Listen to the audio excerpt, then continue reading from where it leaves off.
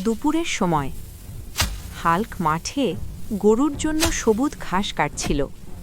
পাশে ছোট ভাই মুন্না হাতে লাঠি নিয়ে বাতাসে আঘাত করছিল। হঠাৎ গ্রামের গলি কাঁপিয়ে উঠল ঘোড়ার টাপ।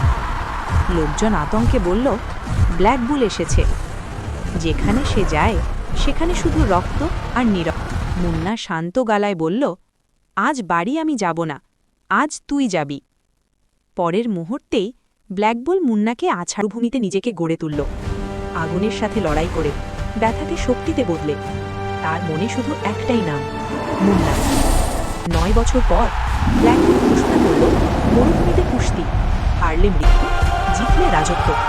প্রথম লড়াইয়ে রেড বুল মারা গেল। ঠিক তখনই ধুলোর ভেতর থেকে একটা ছায়া এগিয়ে এক গর্জনে হাল্ক ব্ল্যাকবুলকে দূরে জ্বলন্ত মরুভূমিতে ছুঁড়ে ফেলল।